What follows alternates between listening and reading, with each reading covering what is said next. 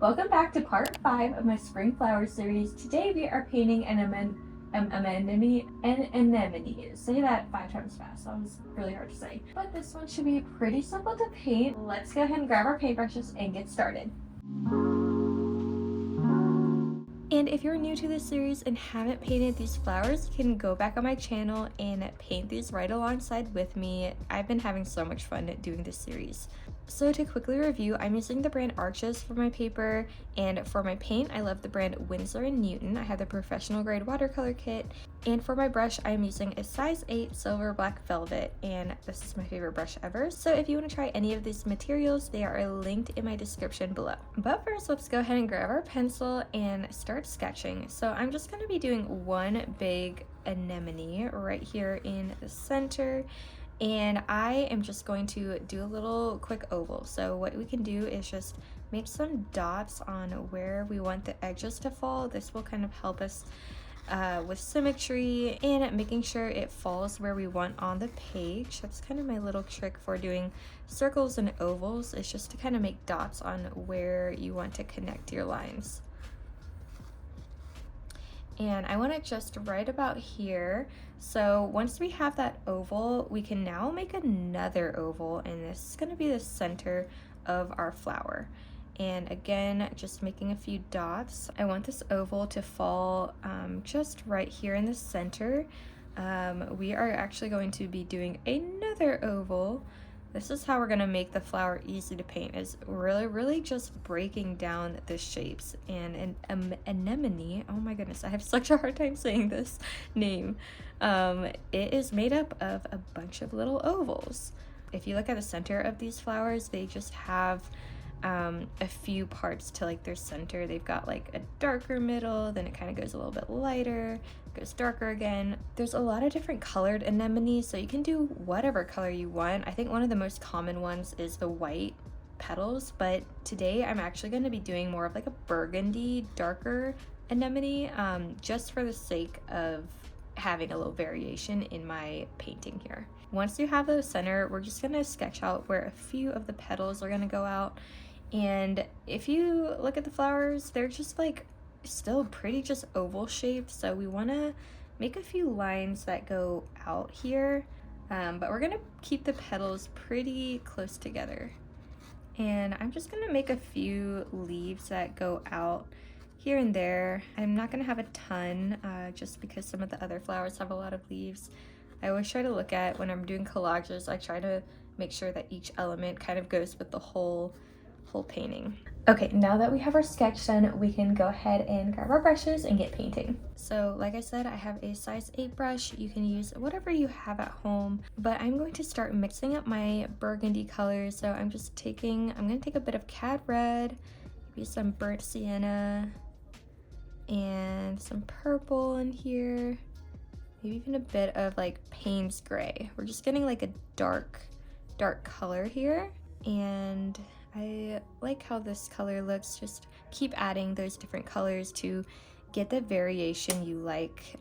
That's what I do really when I am mixing my colors, is I just keep adding on until I like it. I don't have like a science down to this of like, you know, sometimes people ask for like color charts of like exactly how much I'm using of each color, and really it is a matter of just grabbing colors until I like how it looks. Okay, so now that we have a color we like, I'm just gonna start laying these all over the petals, and I am just taking my brush and just swiping it in here. Real easy. It's nice that we have this all sketched out, because it makes painting a lot easier, and that we don't have to really wonder where to put our next paint swipe. We're just going here and going at it. I really love the shape of these flowers. I think they're just so symmetrical and beautiful looking. I think it's just so cool how different each flower is. Now I'm just gonna grab a bit of yellow and white here, maybe even a bit of like blue. And what I'm trying to do right now is just get a really light color, and I am just going here around the center of our flower. And I just basically want to make sure that our edges don't get too hard here. I want to just wet the surface here. That way we can start to blend a darker color. So I'm going to take some Payne's Gray, be a little bit more Cad Red, just a darker version. And I want this to go more towards the center. So I'm just taking this in and just making sure that we've got a darker center here. Just like that.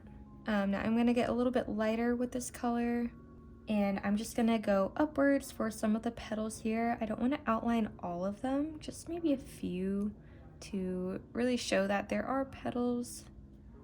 But I always love the look of just a loose painting, and so I don't want to be outlining it too much.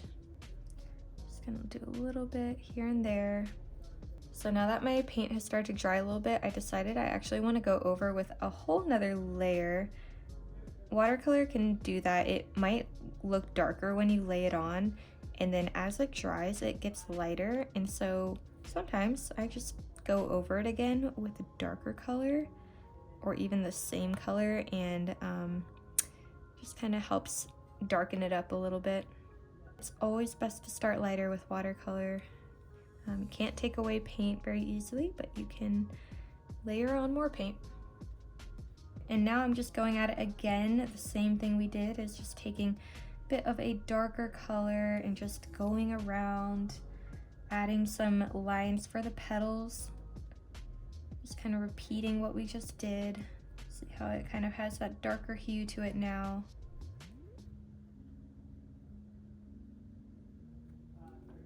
So now I'm gonna take up my straight up like Payne's Gray, and if you don't have Payne's Gray, you can just mix up like a blue and maybe a little bit of black just to get this darker kind of cool tone. And I am going to lay this right here in the center. This is what makes an anemone really look like this. It has like that layered center look, and this is just one flower I'm painting. If you wanted to do like a bunch of them, I think this would be such a pretty painting if you did like a whole like little bouquet of the anemones. And again, just taking this Payne's Gray and just going a little bit again on the outer rim. Watercolor is always just like a series of layering paint over paint.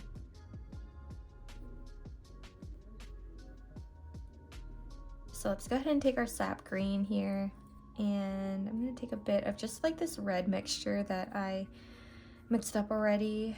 We just want to make the green not too green.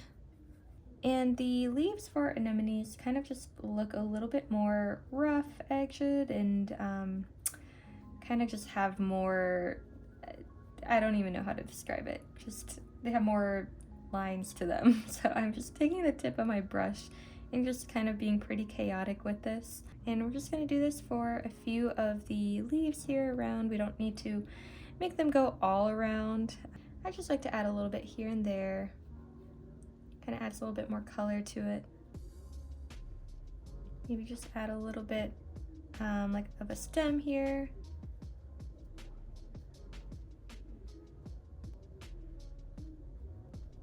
And that's really all there is to it. This flower is so simple to paint, yet so beautiful. I could see this blown up on like a big painting, so I hope you give this one a try. And again, if you haven't seen the other tutorials for these flowers, you can go back and check this out. But I'm so glad you were able to join me for this tutorial today. I hope you had as much fun painting this as I did. Let me know in the comments below what else you want to learn how to paint. And if you want to follow along with me on social media, you can find me at Emily Winslow Art. And as always, I'd love if you like this video and subscribe to my channel. Until we paint again next time.